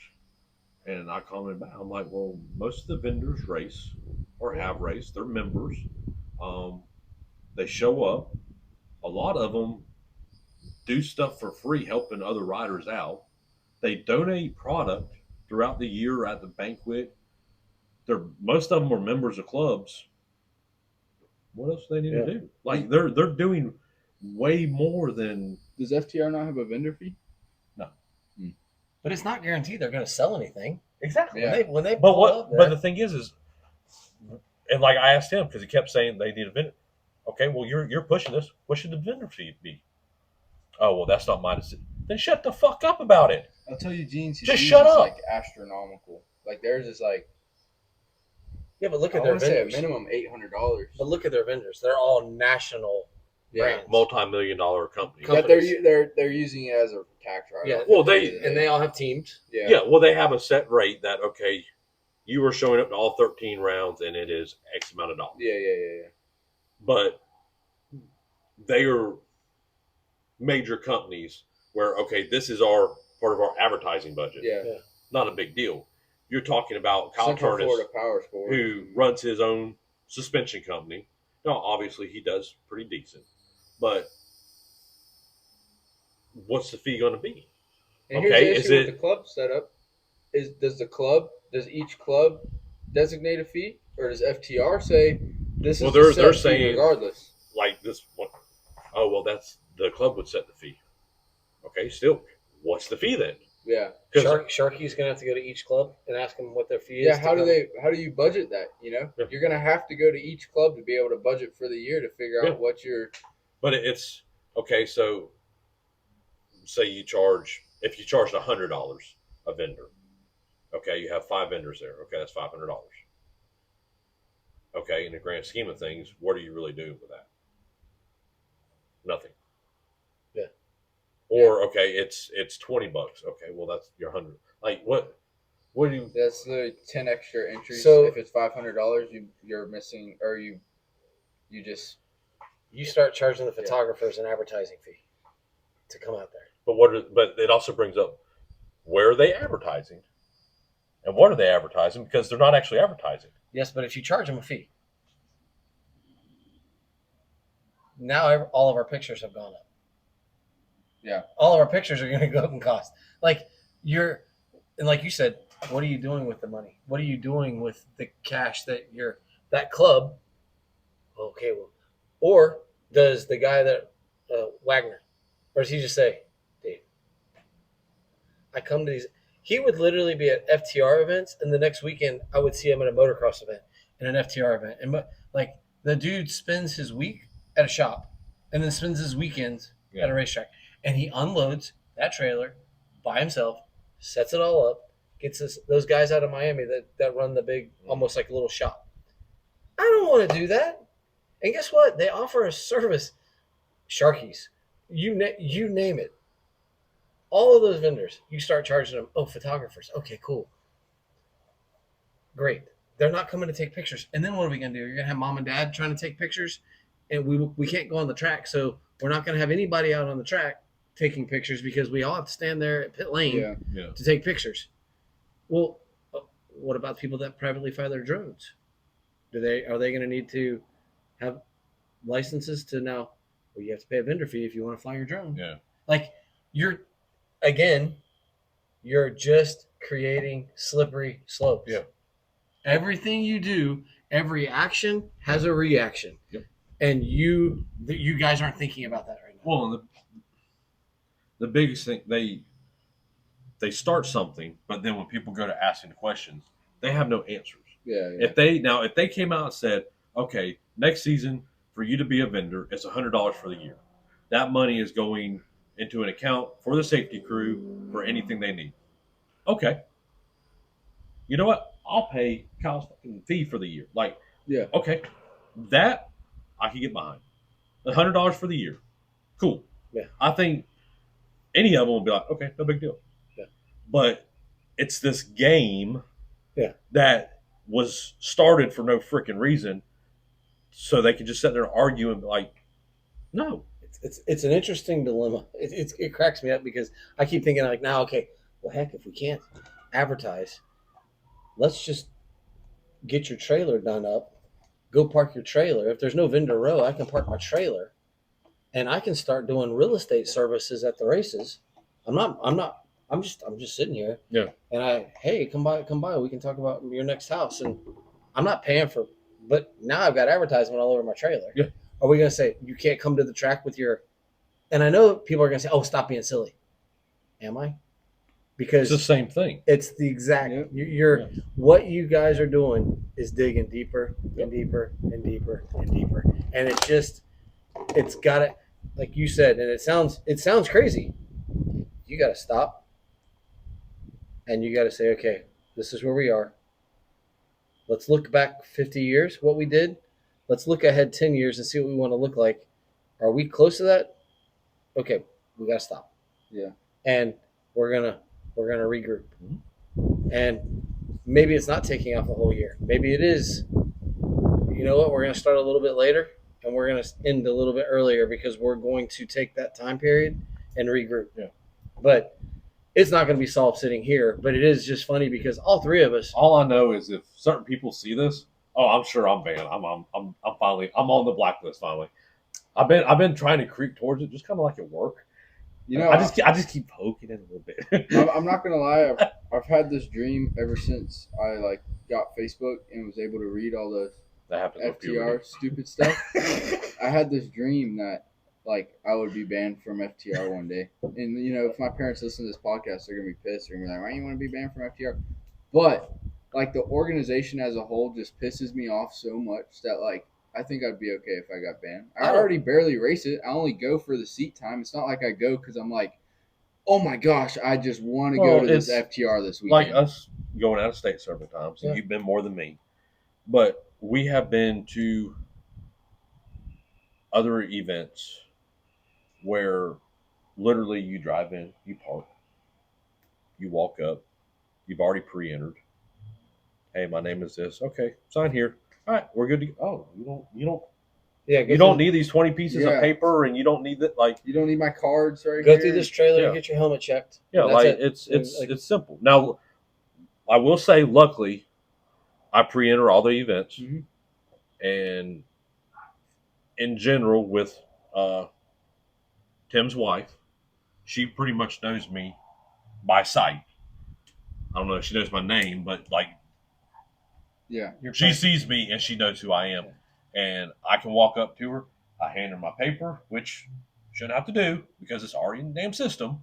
But I hand her that. She scans my helmet, hands me my stuff. I'm good to go. Like, it takes 2 seconds, but it's taking years to get to that point to where now I still bring everything just in case there's somebody new that ain't got a clue, but there's too much redundancy in everything. Like you come to the front gate. Well, I got to sign this. I got to sign that. I got to have a whole paper filled out for Gunner that's notarized, or not notarized, but, you know, it's got all my information, Mindy's, all of his, and he's just there spectating. He's not riding. Now, if he's riding, I have to have 2 of them. Plus everything, like, we go to GNCC, put his name on a paper, all our names on a paper, sign, and, okay, here's your stuff. Now, here's the whole thing that, like, on the FTR, oh, well, AMA, well, hold on. All these other series are AMA too, but we don't have to do all this. So if we're going through the same organization for insurance and all this, and they're doing this, why are we doing this? There's the GNCC I think this side, the FTR side, is a control thing. They won't control and refuse to change. I don't know. I don't know any other reason why it is the way it is. I mean, at Supercross this year, I had to take my, in order to go onto a track, if I had gotten a mechanics pass, you have to be an AMA member. And you have to be willing to show your card at any time. Yeah, so you have it in your lanyard. So you have it. I just carried mine in my wallet. Yeah. I didn't have the opportunity to go on the track, but literally, we would show up on Friday. We would go to the will call. Yeah. Here's my license. License matches the name. Which, by the way, if you ever go to an AMA Supercross, make sure you give them your real name that's on your license because you're going to show it. Because the first time we ever got tickets, Michelle was Michelle and I was Trey, and they're like, "We have Trey and Michelle. I do not have Christina or William." And I'm like, "The picture?" And the lady was very nice. We got to the next race, and the lady's like, "Oh, you two weren't supposed to get in." And I'm like, "Okay, but thanks." But we changed it. But yeah, show them your license. Yeah. Here's your band. Have a good weekend. Yeah. And I had access to the entire place, a stadium, and I can't walk around an FTR event without a certain band at this point. And this now, don't get me wrong, I can't go on the track. I could if I had the right band, but we went to the same piece of property for GNCC as we did for an FTR race, and at the GNCC, I walked all over the place. We went wherever we wanted. And at the FTR race, I can't leave this area. But it's because the property owner we can't do that. Yeah, but why? Why the GNCC let us? But that's their excuse. Is the property owner says you can't do it. Well, like this weekend, so the morning race. So we're parked right across the street, basically. So we're sitting there, and the pastor guy that shows up. Yeah. Okay. Guy that gives that water. Yeah. So it's 20 minutes. It's like 10 o'clock, 10:10. And he goes over the PA system. If you're not holding a bike or whatever, you need to get off the grid, yada, yada, yada, yada, yada. You talk about people, like, it was like, are you You kidding me? Like, we're 20 minutes until the start. No. People were like, no. And then it was like 5, whatever it was, got closer. Then people left. But it's like, are you freaking, like, what are y'all doing? The mechanics ban is my biggest complaint with FTR and why I stopped doing as many FTRs. Because per the rule book, and I had it screenshotted on my phone, and I'd show them at sign up whenever they'd argue with me. Tim Norrell's wife would argue with me every time. And per the rule book, which I was told to read, it says every rider will have one person on the start line with them. Not every dirt bike rider, every rider. And it doesn't say on the line to hold their bike. It says on the line. Yeah. And so you don't need a mechanics man. You're a quad rider. You don't need a mechanics man. Yeah, well, I'm a minor, and I'd like my dad on the start line whenever I'm going to go race. You know, if I crash and die out on this racetrack, I'd like to at least say I love you to my dad before I take off from the start. Like, that was the stupidest. You know how many of us on the bike side actually don't need people to hold our bikes because we have kickstands? Yeah. I mean, we really don't. I don't need anybody to hold my bike. Or how about if you really want nobody on the grid, take out the Le Mans start. Well, that makes it unique, though. Oh, so unique. I mean, I haven't noticed a spacing out of riders. Like, I see the same start. Supercross looks like our starts, and we have running, and we run to the bikes. And I've seen Supercross starts that were more spaced out than our starts. Yeah. So I don't think that's the answer, but no, it's. I agree with you. At 5 minutes. Yeah. Everybody off. If you have people dilly-dallying around or want to be a pain in the ass, oh, you're with him? Okay, you might as well just go because you're DQ. Just pull the trigger and do it. Yeah. After you do that a few times. Or at least dock them a lap or something. Do something, you know. Yes.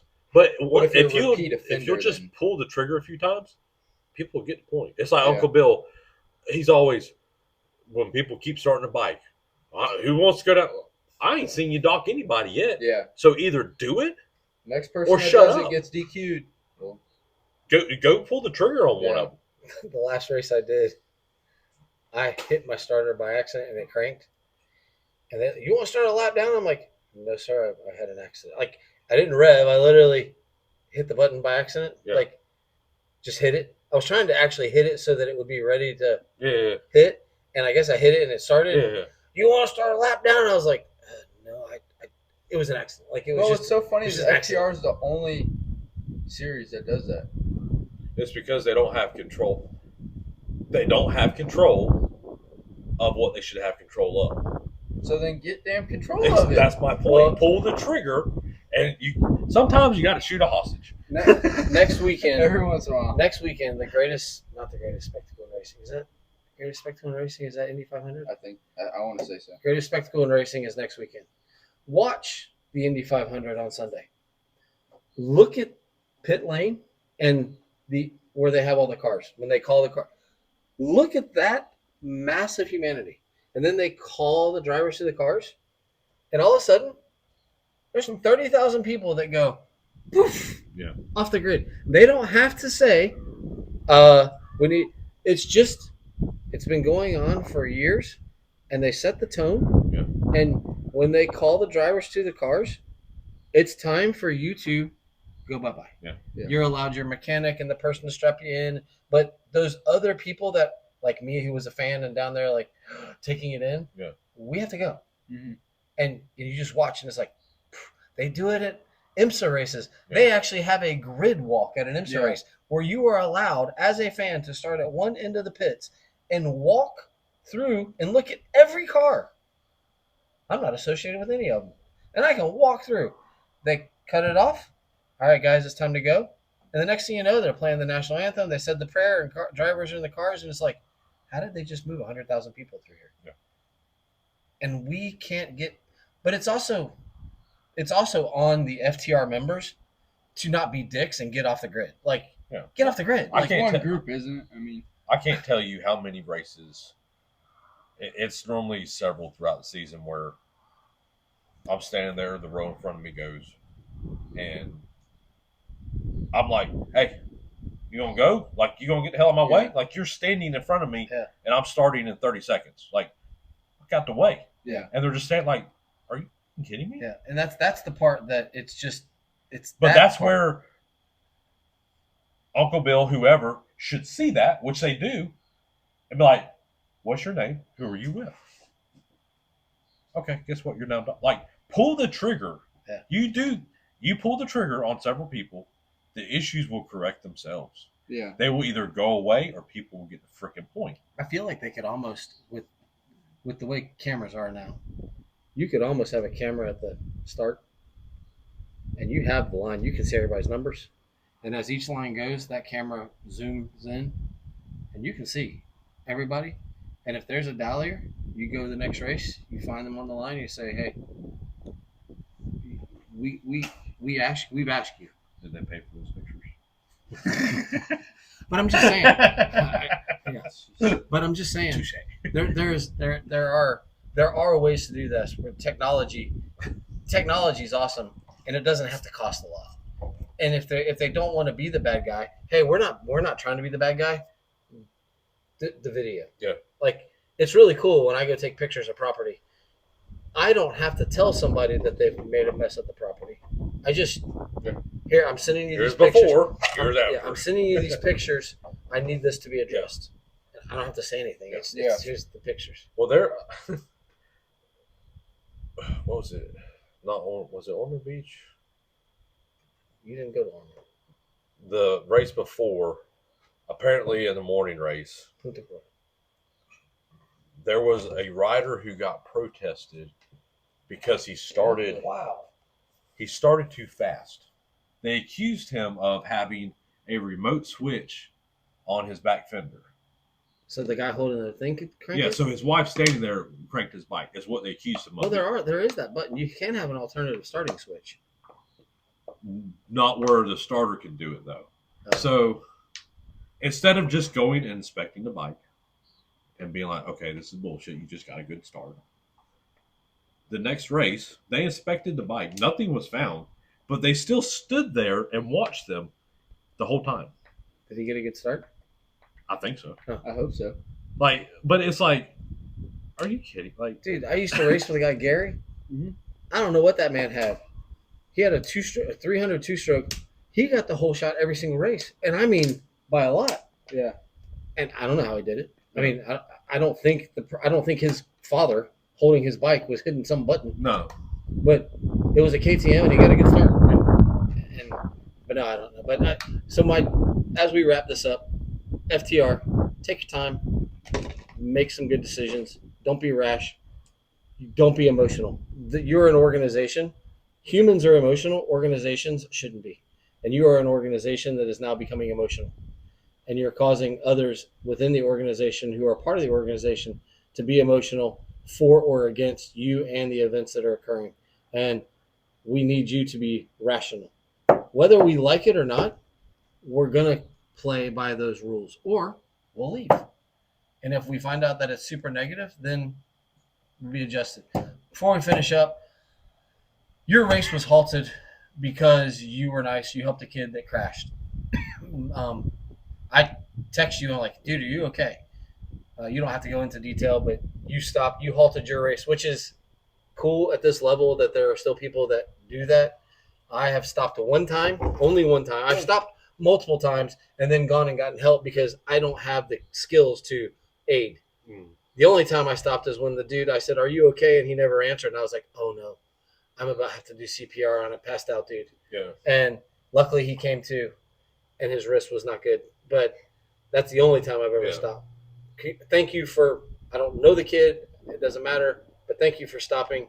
And you threw your race away 3 hours from home, but good job. It was me and one of the A200 riders. Not the really fast guy. No, I think his name's Cody Johnson is what his name is. He obviously they started on the same road, so he came up right after this had happened. He stopped and stayed with him because he was, from what he told me when I got there, he was in the track, like completely across the track, and he he kind of got him scooted off to the side. When I came into the section, like I saw a bike down, and then I saw a bike over here, and a guy standing, and then I'm like turning, and I see him sitting on the ground in like the drawn up fetal position, and like I looked down, and I'm like, yeah, you're hurt. So I stopped, and I'm like, what happened? And he's like, what he was telling me, I can't move my leg, and like where everything's what he's feeling. I'm like, okay, yeah, you got problems. So Bed A guy behind me, when he finally came through, I told him, because I knew him by name, I said, hey, when you see somebody, send them back. And then it was a few minutes later, horse worker showed up, and about the time I got on their radio, is Donnie showed up, and then it's one of the things, like even being on scenic calls, like you don't, like time kind of stops, so you don't realize how long things take. Or it seems like a short period of time, but it's like, oh dang, that was an hour ago, Yeah. The A200 rider, he stayed and was helping the club and helped me. They rerouted the track around us, like the start. So we were only 3 miles in, so all the first lap, all the rows came by us, and then they rerouted the track around us. So that was lap 2. So by the time we were done, we were hour and a half into it ish, something like that. He ended up just dislocating his hip, which, I mean, is a simple deal as long as there's no complications. They sedate him, they put it back in, and take a few weeks off, and you're good to go. But where he was like drawed up, couldn't move his left leg, and everything he was saying was in here. Well, that could be your hip, your pelvis, the head of your femur, like that. Without X-raying, don't really know. All we know is like anytime we try to move anything, like he was legit hurting. Like it wasn't like, oh man. No, it was. Which he was 17. He was pretty tough. He did good. The only time he really made noise was when we picked him up like a ball and set him on the backboard. That's so when it was unloaded, it set back down on a hard surface. That was really the only time he made any other noise. Other than that, he was pretty damn tough. So basically, he sat in that same position on the backboard, and then we were 150, 200 feet into that section from a road that we crossed. So we ended up carrying him out to the road. And we had to stop the whole race for a second right there and hold riders up, because we're coming out of a trail big enough for a bike, and there ain't room for both. So they actually stopped. It was probably ended up being about a handful of riders, and then we got them on the side by side. I didn't see anybody complain about that, so good. No, he said something, and then his mom posted something, but luckily it was just, like I said, it was just a dislocation, which he's lucky that's all it was, because the tree he hit, there was a section about that big of bark gone. Cool. So he smoked it pretty good. And the only thing really wrong with his bike that I could see was, I could tell obviously the bars were bent, and like up top was a little twisted. The rest of it looked fine. So he took most of it. I think he took a solid hit with his hip on the tree. Oh, So he got lucky. That's all it was just dislocated. Like I said, a few weeks, and then he should be fine. But He's also young. Mm-hmm. Yeah, he's 17, so he's got that helps. yeah. not saying today. He's yesterday and today. He's I'm sure feeling it. Yeah. But yeah, it's just one, like, in general, if I'm racing and there's somebody legit hurt, I'll stop. And there's been several seasons where, like, I stopped for more races than I actually rode the whole race. Now, obviously, if there's plenty of people there, and it's like there's no reason for me to stop. But like with that, I came up and like I looked down and I could just tell by his demeanor and position. I'm like, yeah, you got a problem. Don't know what that problem is yet, but there is something wrong, Yeah. And if it had been simple, oh well, I broke my arm or something simple, it would have been like, okay, well let's get you, and okay, I lost, 10, 20 minutes, whatever. But this was like, okay, I stayed, and worked the whole thing until they got them transported. Did you take your helmet off or did you leave your helmet on? I left everything on except for my goggles the whole time. Really? You safety. Well, It had to be hot. actually, no, because I was wearing the 8.5 I bought, and my head never got hot even sitting there. Well, yeah, a new endorsement for the Leot. Yeah. You can be a track safety worker. My head never got hot. Huh. I was completely comfortable the whole time. Very good. Well, thank you for stopping. I'm sure he greatly appreciates that. We dig on FTR a lot, but I think it's in the off-road world. I saw GNCC had some people help this FTR. That has always been a thing, and we just get to sit next to it. So thank you for doing that for as mean as you are. You actually did good. We're gonna wrap it up. Racing for me has been non-existent since May of last year when I crashed. My wife got us into something new. She wanted to do a marathon. You guys all laughed. We started training. Last weekend was the culmination of that. I guess not last weekend, the weekend before was the culmination of that.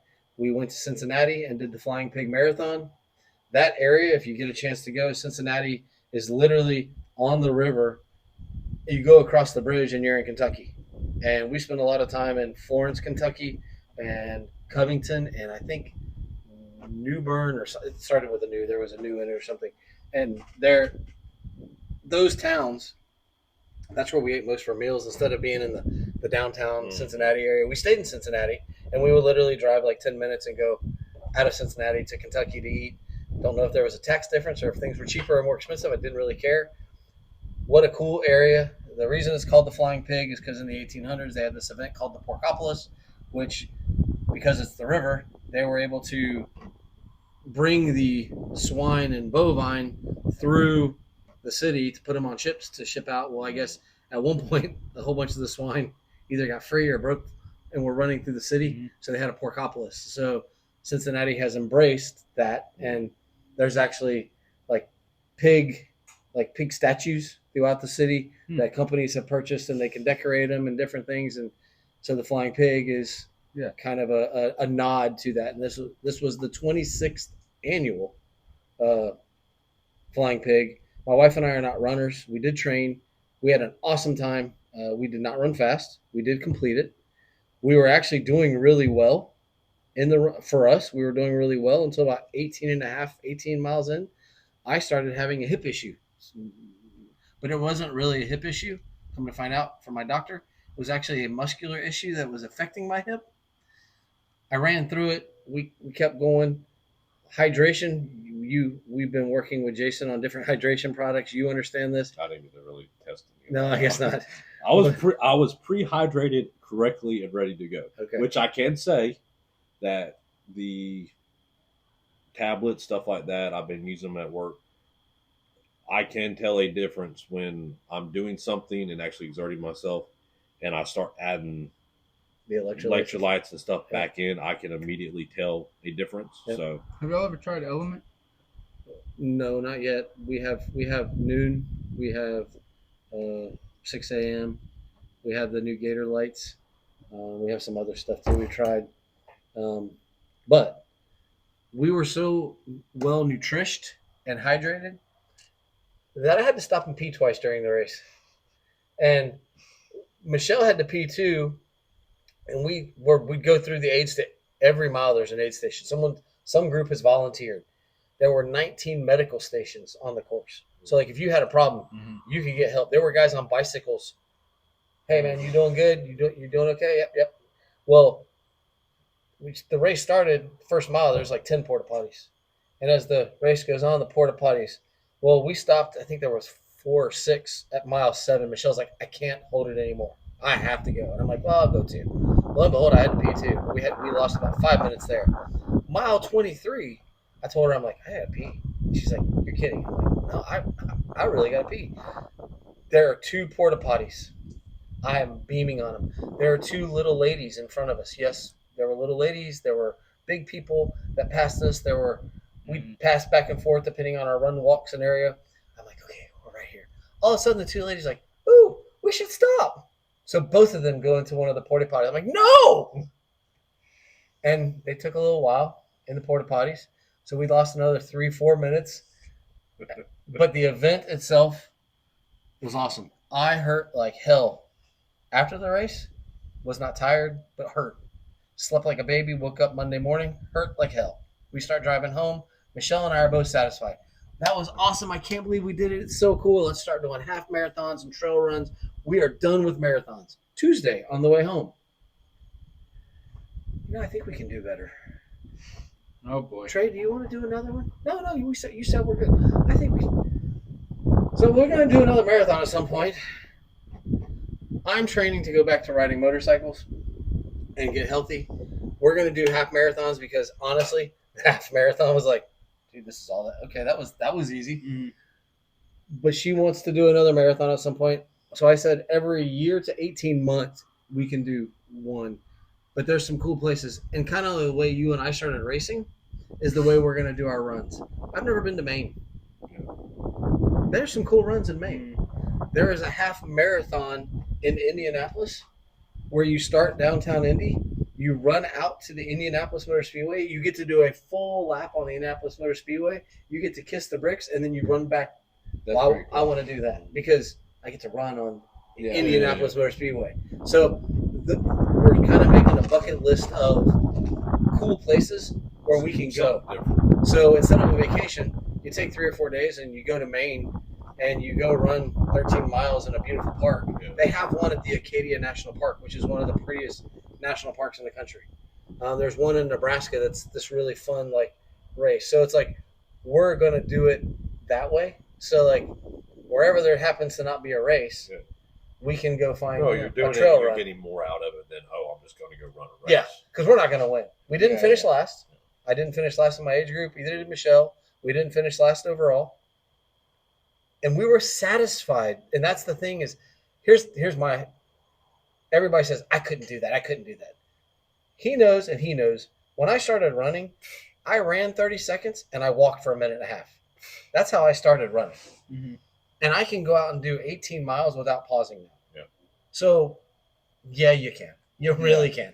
It's just a matter if you want to or not. I'm not going to. No. and that's the thing, but stop telling me you can't. That's the part that there's a difference between I can't and I don't want to. Yeah, if you don't want to, that's fine, man. I got no problem. I don't really want to either. But I really enjoy the time with my wife. We did try Skyline Chili, which is started in Cincinnati. Yeah. And there's an ice cream place called Grater's. It's a local ice creamery, and I don't know if they make it. They have an ice cream during the Flying Pig called Flying Pig ice cream.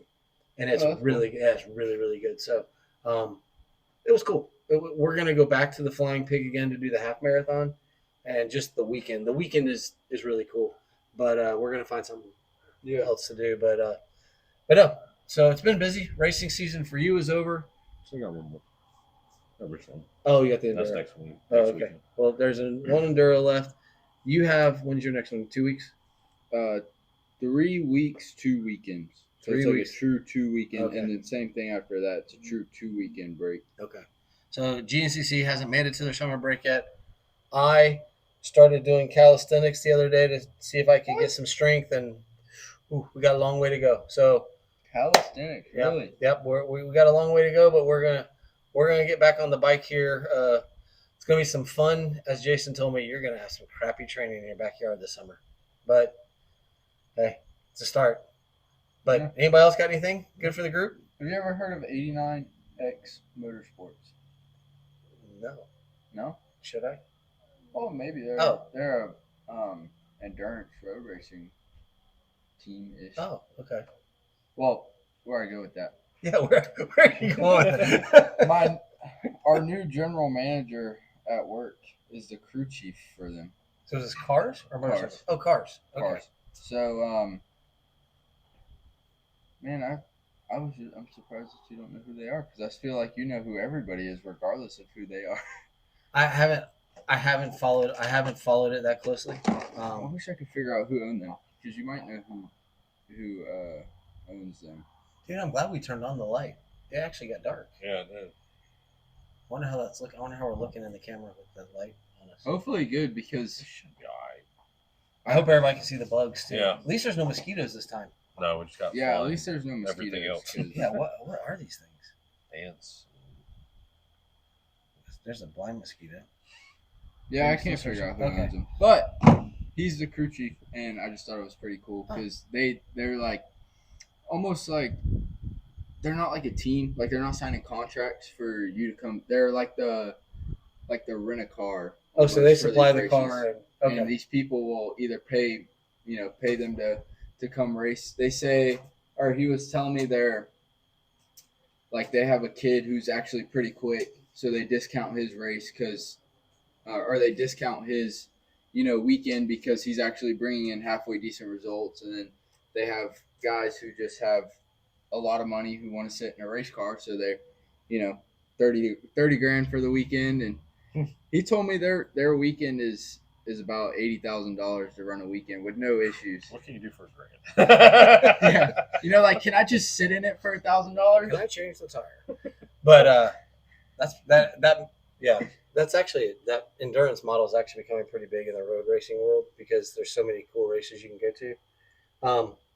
It's just so expensive. Yes, it is. Like he you said, can do a lot of motorcycle stuff. Yeah. He said one of their guys was trying to come into the pit stall. Well, another person on a different team came out at the same time, and so they kind of collided. Messed up the door, messed up the mirror. $37,000. The door was $30,000 and the mirror was $7,000. That's a couple years of racing Yeah. motorcycles. We can have a lot of fun. on Dude, motorcycles. that's like at least a year worth of pay for me. Like just gone in 3 seconds because somebody tags my door. All right. He had his random finish. I had my random finish. We had that big bug flying around. The cicada thing that's going on. The cicadas that literally live in the ground for 13 years or in Illinois for 17 years and they come out. When we were traveling up, we stopped at a rest area in either North Georgia or Tennessee, and we're walking, and all of a sudden these giant bugs with wings. And Michelle's like, that's them. That's them. So, of course, the next hour while we're driving, we are researching cicadas. And we got to see, Florida people don't get to see cicadas, but we got to see the cicadas coming to life out. How long do they stay for? Not very long. They're hypersexual. All they do is they have sex. The female makes a slit in the tree. The eggs go into the tree. The babies are born. They fall down into the ground. They live there for 13 years. They pop out of the ground. They molt. They have their wings. And they start the whole process over again. So it's like love bugs. They're just, just on the giant. planet to have sex. And then Yep. that's what it So, is. but It's not a bad deal. it's like a bull. I don't know, but you got to wait 13 years for it. You know what I mean? It's a long 13 time. years of practice. In the dirt. Down and dirty. So, this has been a very off-track episode of Beyond the Curve MX podcast. That is Jason Crowley. That is MJ Udonis. I'm still Trey Heath. We will have reports at some point on something. I'm sure where Jason and I can do some product reviews. MJ will have some GNCC stuff. We're gonna do stuff as the year goes on. And this one is our fun. This is our fun podcast. This has been episode 54.5 of the Beyond the Curve, the MX podcast goes off road from the beautiful pole barn in Babson Park, Florida, now infested with flying bugs. We wish you adieu, and we'll see you next time. Bye-bye. Adieu. Adieu.